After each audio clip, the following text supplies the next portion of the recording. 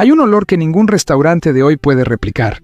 Es el olor de una hamburguesa envuelta en papel encerado, de un helado que se derretía antes de que le dieras el primer lametón, de un mesero cantando las mañanitas con un tambor de juguete.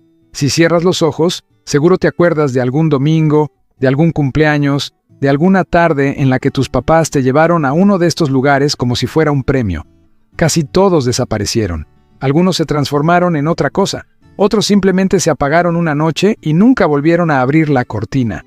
Hoy vamos a recorrer 10 restaurantes que marcaron los años 70 y 80 en México, empezando por las grandes cadenas que todo el país conoció, para terminar con esos lugares que, aunque nacieron en una sola ciudad, se quedaron grabados para siempre en la memoria de quienes los vivieron.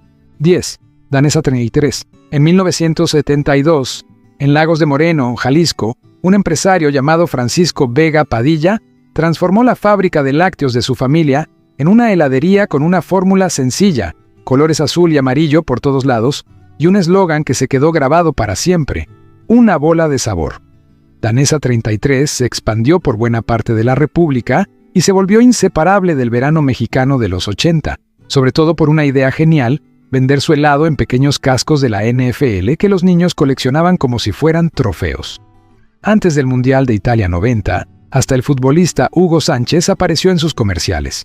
Pero en 1988, Nestlé compró la empresa, y aunque la marca sobrevivió unos años más, hacia finales de los 90, Danesa 33 desapareció de los congeladores del país. Décadas después hubo pleitos legales y hasta un intento de resurrección que nunca terminó de cuajar. El sabor de aquellos cascos de helado sigue viviendo únicamente en la memoria. 9. Helados Bing. Fundada en Guadalajara en 1963 por el empresario Adolf Horn, Helados Bing se convirtió en el fenómeno heladero más grande que ha tenido México, con locales que en su mejor momento llegaron a sumar 600 en todo el país.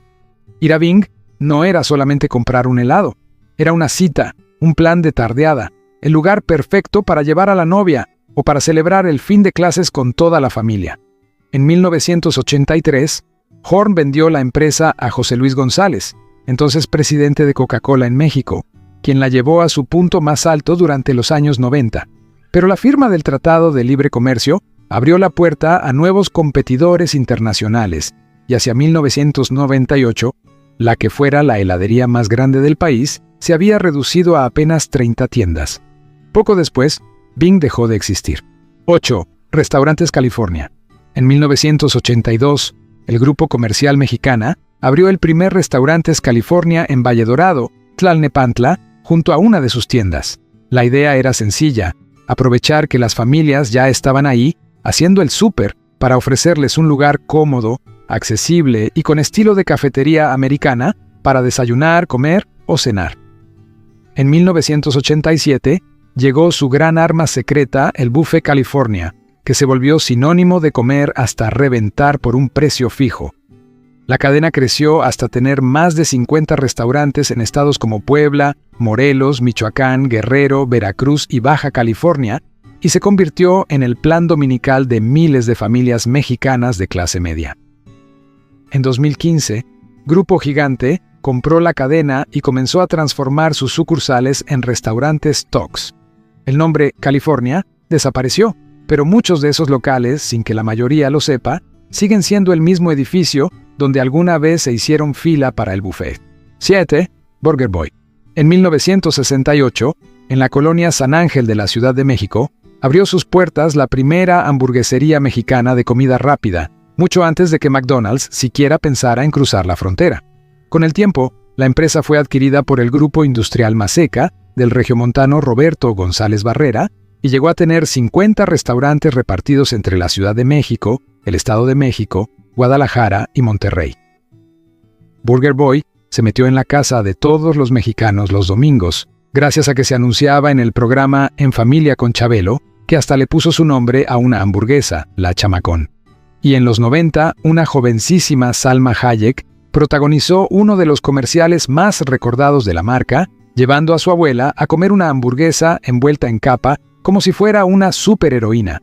Pero cuando llegaron las grandes cadenas extranjeras tras el Tratado de Libre Comercio, Burger Boy no pudo sostener el ritmo.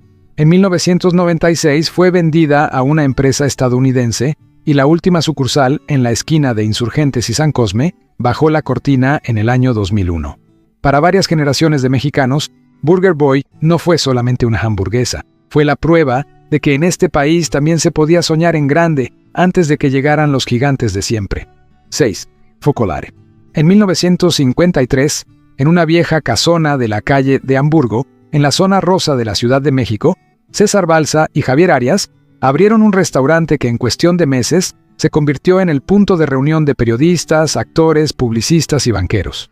Ahí comía casi todas las tardes el propio Jacobo Zabludovsky, y ahí se armaban las tertulias del pintor José Luis Cuevas. Durante los Juegos Olímpicos de 1968, Balsa y Zabludovsky abrieron una galería de arte junto al restaurante que solo iba a durar 3 meses, pero que terminó encendiendo la fiebre cultural de toda la zona. El Focolare vivió más de 30 años en ese mismo local hasta que, ya entrada la década de los 80, la cocina y el concepto empezaron a cambiar de manera irreconocible. Hoy ya no existe. Fue el primer gran restaurante de una zona rosa que soñaba con parecerse a París, y con él se fue también una manera de entender el glamour capitalino. 5. Fonda Hipocampo. Sobre Avenida Insurgentes Sur, en la Ciudad de México, había una marquesina enorme con forma de caballito de mar que parecía sacada de un cabaret de los años dorados. Adentro, generaciones completas de familias del sur de la ciudad se sentaban a comer platillos caseros, comida corrida y esos guisos que sabían a domingo. El alma del lugar era su fundador, al que todos conocían simplemente como Don Paco. Cuando él murió, poco después llegó el turno de la fonda. Cerró sus puertas y, con ella, se fue uno de esos restaurantes que no necesitaban anuncios en la televisión para que medio barrio lo recordara. Si te está gustando este recorrido por los sabores del México que se fue, apóyanos suscribiéndote al canal, así ayudas a que más gente descubra estas historias antes de que se pierdan del todo. 4. Showbiz Pizza. A finales de los años 80, una cadena estadounidense de pizzas llegó a ciudades como Monterrey con algo que ningún niño mexicano había visto antes: osos y personajes animatrónicos que tocaban en un escenario mientras las familias comían pizza y jugaban en las máquinas del salón de videojuegos. Para muchos niños de esa época, fue la primera fiesta de cumpleaños que de verdad les voló la cabeza.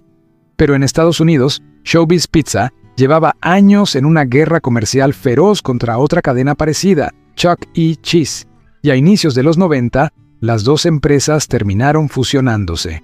Poco a poco, los Showbiz Pizza de México fueron transformándose en Chuck E. Cheese, con otro personaje, otro nombre y otra mascota. El edificio siguió ahí, los niños siguieron yendo, pero aquellos osos que asustaban un poquito y encantaban muchísimo, desaparecieron para siempre. 3. Tomboy. En 1973, nació la competencia directa de la hamburguesería más famosa del país.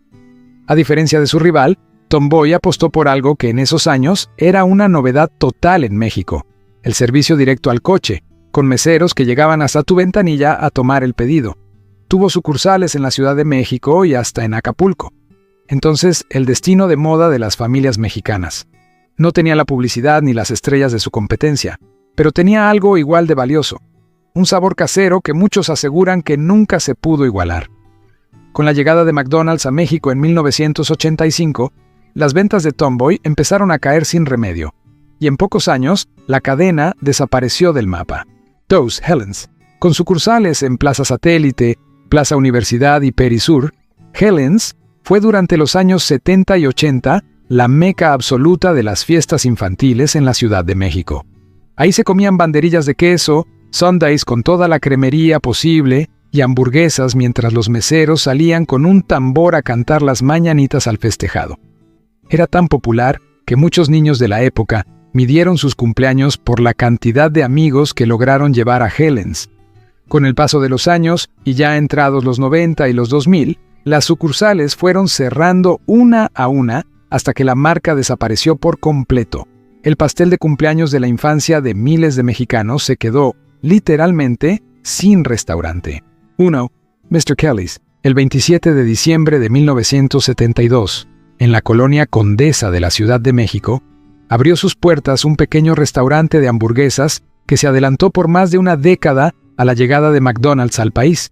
Ahí se sirvieron, generación tras generación, hamburguesas jugosas, papas a la francesa y malteadas espesas que se convirtieron en tradición para cumpleaños, graduaciones y primeras citas. Sobrevivió crisis económicas, cambios de dueños y hasta una pandemia. Pero en noviembre de 2024, después de 52 años, una lona apareció en la fachada de su última sucursal de Avenida Insurgentes con un mensaje sencillo: «Nos vamos, gracias». Con Mr. Kelly's se fue uno de los últimos restaurantes que todavía olía exactamente igual que en 1972. 10 restaurantes, 10 maneras distintas de decir adiós, pero una sola verdad detrás de todas ellas. Si alguno de estos lugares te hizo recordar tu infancia o la de tus hijos, cuéntanos en los comentarios cuál fue el que más extrañas. O si conociste alguno que aquí no mencionamos. Suscríbete a México Mágico para que no te pierdas los próximos recorridos por el México que ya no está. Y activa la campanita para enterarte en cuanto subamos un nuevo video. Nos vemos en la próxima historia.